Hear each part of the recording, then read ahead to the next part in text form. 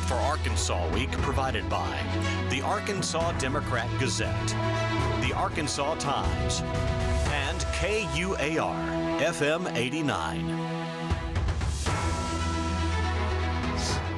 Hello again, everyone, and thanks very much for joining us. In our state alone, new COVID cases in the hundreds. And as another viral threat presents itself, is a scourge once considered conquered making a comeback? We'll get to that in a moment. First, fall semester 22 in the post-secondary sphere.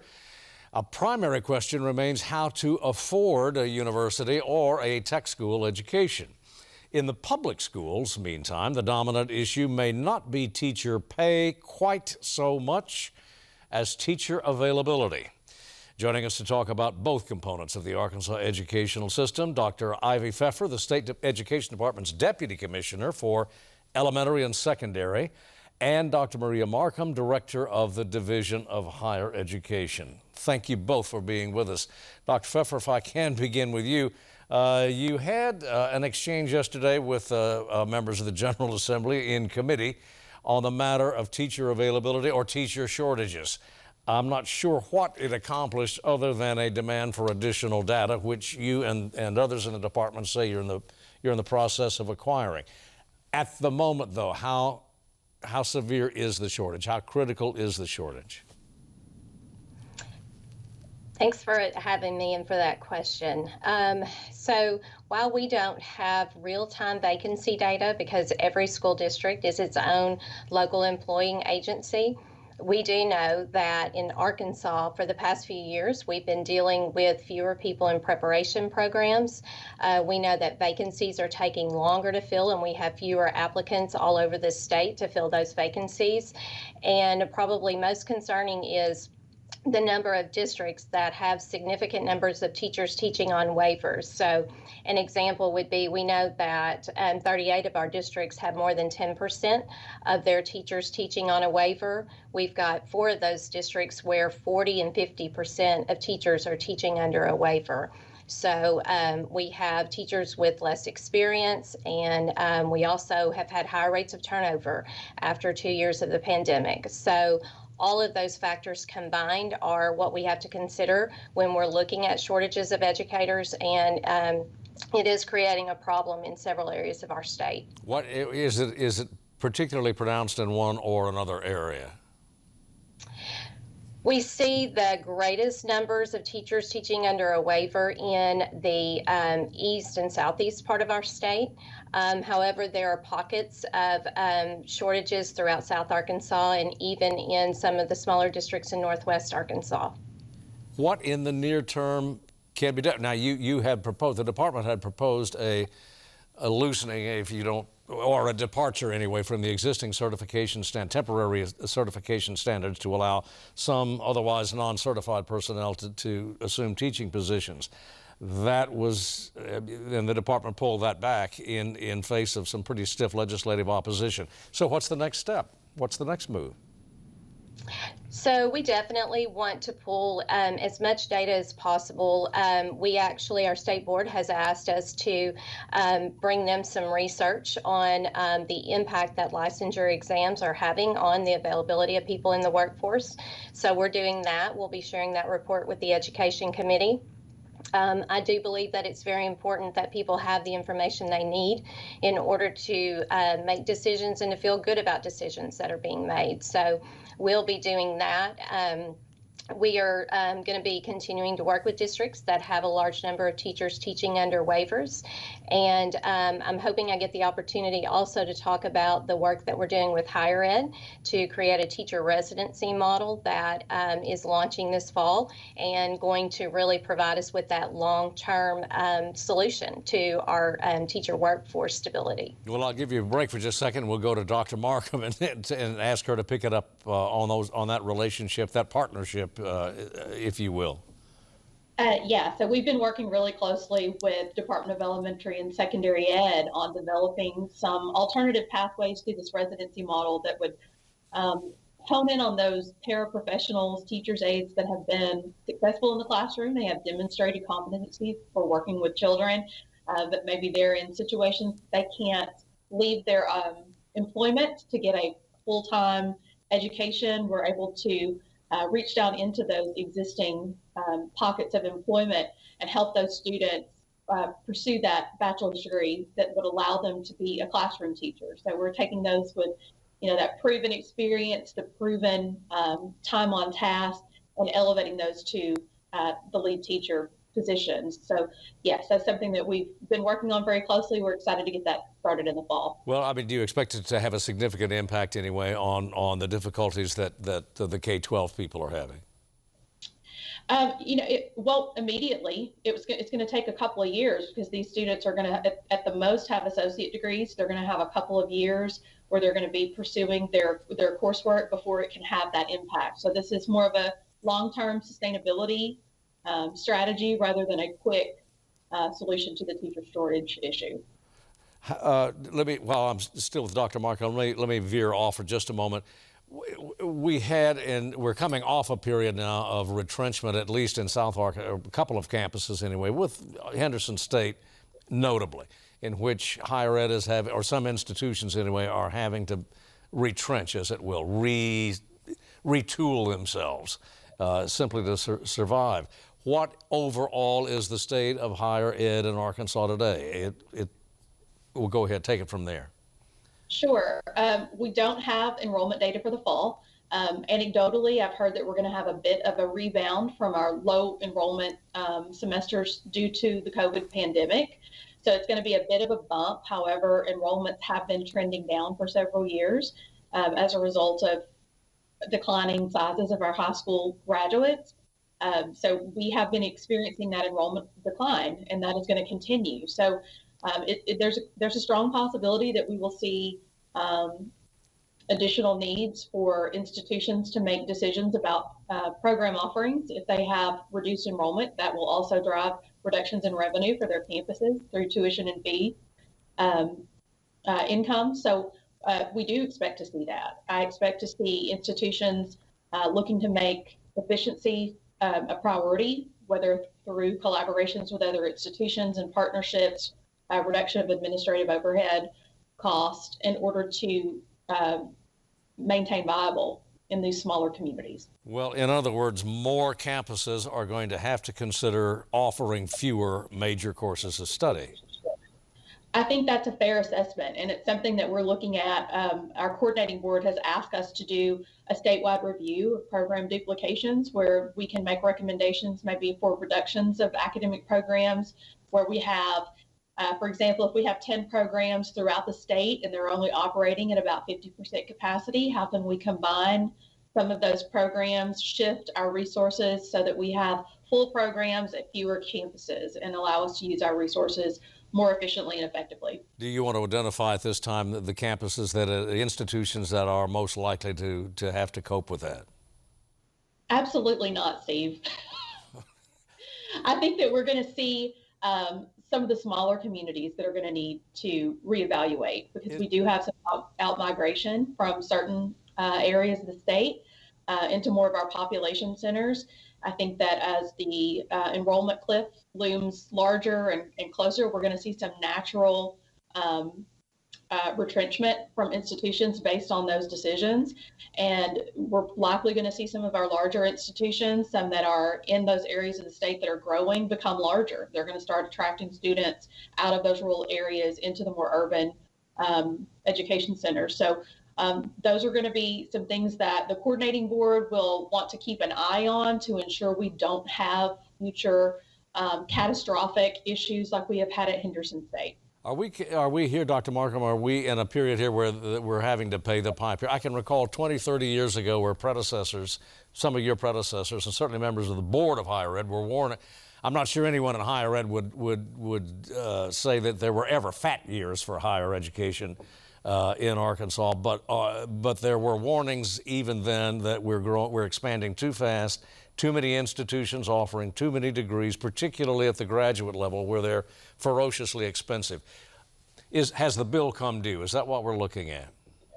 I think so. I think that one thing that we have been very focused on for the last 20, 30 years is access And we have fantastic access. We have institutions geographically spread in every community throughout the state, whether it's a university or a two-year college or a campus that's associated with one of those. So we serve Arkansas very, very well. The problem is it's very expensive. Access for students comes at a cost to the state. So we have an incredible amount of facility infrastructure throughout the state that has to be supported. It's expensive to maintain all those buildings in all of the communities. And then 70% of the cost of higher education is in personnel, faculty, staff, and student support. So it costs money to staff all of these locations. So although we have really done a great job in providing access, it comes at a cost. And now that we have fewer people who are requiring higher education or seeking higher education, that cost per Arkansan is going up. So at some point, yes, we're going to have to recalibrate. We're going to have to pull back unless we have, a major change in our population distribution. Well, a final question before we go back to your colleague. It would appear that market forces, frankly, are driving these pullbacks anyway on higher ed rather than policy choices. Are we learning a lesson here? Yes, I think we are. Yeah. And policy should also consider those market forces as well. So I look for policy to be influenced by market in the coming legislative session, in the next few years. Between the enrollment variations and what we think might be a recession coming, it will shift some of our enrollment patterns. It will shift some of the revenues that are received and how those are distributed. So the market forces will inform policy, but I think policy has to keep up with what is happening. Well, I do have one more. I hear this a lot from, and I'm sure you do too. You hear it from faculty and from non-certified staff in higher ed that there is a surfeit of administrators, and that top administration's answer to every problem is to hire another administrator, which are generally at the top of the salary scale. Your thoughts on that? Is that in fact an issue, a legitimate issue? It is an issue in some situations. I think that part of the need to add administrators has been a lot of state and federal administrative burden. Every regular session, we are asking our institutions to provide more and more administrative oversight, which is extremely burdensome on our smaller institutions that do not have people dedicated to that. So, I mean, it really is a full-time administrative position that has to be added every session or two just to keep up with that administrative burden. So reducing that will be important, but I think we also have to make sure that our institutions are reducing those administrators and those faculty members as their enrollments decline, and they're not maintaining those high-level administrators on their campuses once they do not have the student headcounts to support it. Back to Dr. Pfeffer now. K-12 is pre-K-12 is actually to no small extent at the mercy of the General Assembly and the adequacy study, which is due early next year. What are you? That aside, are there specific things that that the department would ask of the General Assembly in January? You're going to have a new governor and to some extent a new General Assembly. Well, I think to piggyback on some of what Dr. Markham was just talking about, it is important for us to use the data to make good decisions, and in K-12 also, personnel is your biggest expense. And so I think really making sure we're all taking a look at what our enrollment trends look like in K-12, making the decisions about how do we make sure that core instruction is prioritized with the most prepared teachers who are the most skillful, having that impact on core instruction every day. So I think that's going to definitely be at the heart of the adequacy conversations. And we know that the General Assembly has said that they want to take a look at teacher pay, and I'm very encouraged that we're going to have productive conversations there.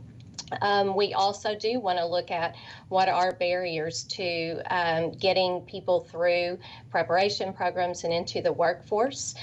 So we know that licensure assessments have been a big barrier, and they're not highly predictive of overall success in the classroom. So that's another area where I think we'll be taking a look and possibly looking at legislation. So those would be two of the big things. And I think that all of this goes back to the partnerships between K-12 and higher education, the Office of Skills Development with post-secondary opportunities, and really thinking through what are the pathways that students need for success.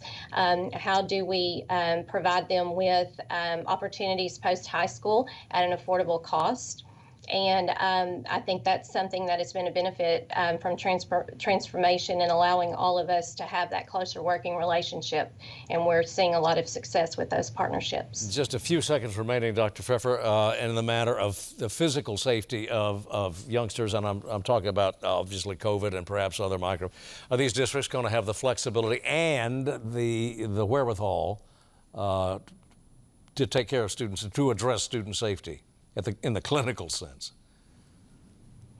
I think the fact of how well we were, or how successful we were with in-person learning the last 2 years is a testament to the fact that our districts are always focused on taking care of students, and not just from the terms of physical health needs, but also in terms of school safety. The task force, the recommendations coming from there are being looked at very closely. I'm confident that we will work together to implement all the recommendations, and I have every confidence that schools are prioritizing student safety and well-being across the board. Got to end it there because we are simply out of time. Dr. Pfeffer, Dr. Markham, thank you very much for being with us. Come back soon. Thank you. Thank you. And we'll be back in a moment.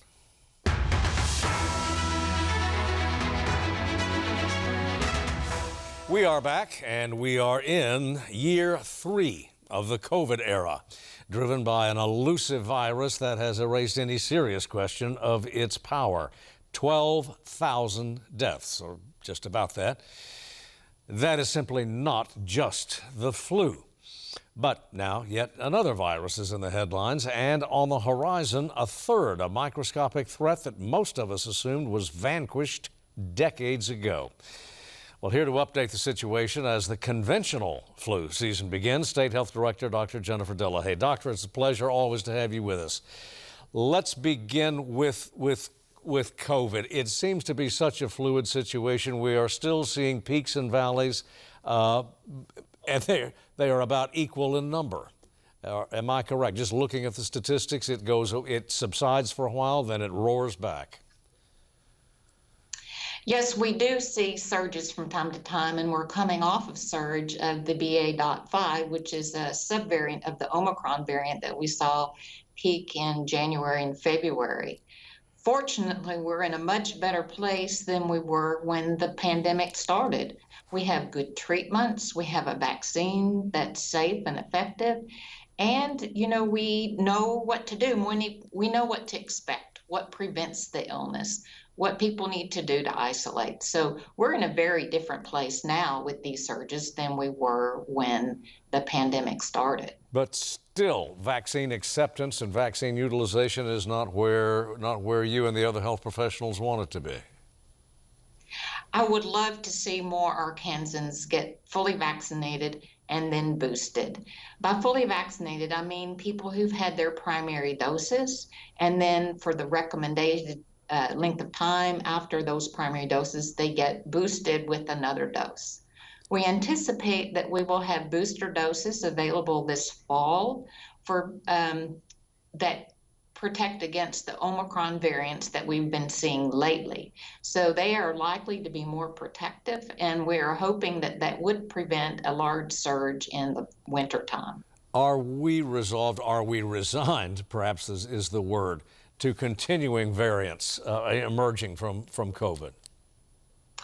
Well, I think that the virus that causes COVID-19 will continue to mutate, and spread, and we'll just have to be flexible. We can pivot when we have a surge and do those things that we need to do to dampen the spread. And then when those surges are over, in between, we can go back to doing more of what we would normally do in our daily lives. Well, a great many Arkansans are doing what they would ordinarily do, or very close to it, and that some experts say, anyway, a lot of experts say, that prolongs the issue, actually. You agree with that?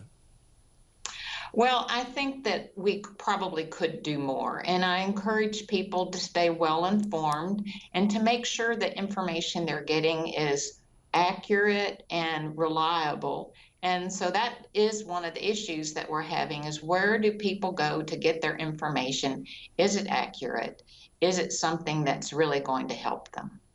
Would you maintain social distancing at a level that was encouraged certainly in the first months of the pandemic? I would say that at this point in time, social distancing is not as important as it was earlier. I would encourage people who are at high risk for severe illness, if they were to get infected, to continue precautions as they are comfortable. But for us, if we watch the community levels, or what we call the COVID community levels, that are either green, yellow, or red, and follow those recommendations, I think that we will do well in our communities to minimize the spread and go about our normal daily activities, our businesses, schools, and so forth. We're just concluding, I think, for most, anyway, Arkansas youngsters, the first week of public schools, and assume private schools as well, plus the universities are meeting again. In previous years, earlier times, they were regarded as hothouses for the spread of COVID and any viral infection. Is your concern as profound as it was in the first year or two of COVID? Well, at this point in time, most people have some immunity to the virus that causes COVID-19, either through vaccination or previous infection. And we see that in our young people. The pediatric age group under 18, probably 80% have had some exposure or vaccination. So that will provide them at least some protection. It may not keep them from getting infected. So it's going to be up to the schools to monitor the situation and take steps as needed if it's spreading in their environment. But right now, I think that students, it's important for them to be in school, whether it's college or K through 12. And I think we can keep the schools open by following the CDC's recommendations. A couple of other invisible enemies, and let's start with monkeypox, which has had a minimal appearance anyway in Arkansas thus far. How can you update us on that? Well, monkeypox is caused by a viral infection that's similar to smallpox. It's in that same family. It causes a very painful rash, and it is spread mostly by skin-to-skin contact. It can also be spread by contact with contaminated objects that have fluid from the rash on them. So this rash becomes a pustule or like a pimple, and then it forms a scab. And until the new skin underneath it is formed and it's scabbed over, then it's still contagious. So it's not as easily spread as flu or COVID-19 because it's not spread through the respiratory route. It's spread by contact with the rash or the fluids from the rash. So I think that's an important consideration for the general public. We know right now that most of the cases in the U.S. are caused by or occur among men who have sex with men with the skin-to-skin contact. So people are at high risk are in a defined group right now, and our hope is that they will be able to take steps to prevent the spread, and we can lessen that in the communities around our country and in Arkansas. Right. And finally this, Many of us thought we would never hear the word polio again or read it again except in history books. Now it seems to be on the comeback trail. What do we need to know about that in Arkansas? Well, polio is a viral illness that's spread through ingesting or eating or drinking contaminated water or food, mostly water. And it can also be spread by contaminated hands. So it's spread through what we call the fecal-oral route. And it's highly preventable. We have a very safe and effective vaccine that we use in the U.S. that prevents the damage that polio can cause, such as paralysis. It works very well and it's very safe. But we're going to need to make sure that all children get that vaccine, and even people who have not had it, such as young adults, they may wish to consider getting the vaccine too. Dr. Dillaha, as always, thanks for coming in. Thanks for briefing us. Come back soon. Thank you. And that does it for us for this week. As always, thanks for joining us. See you next week.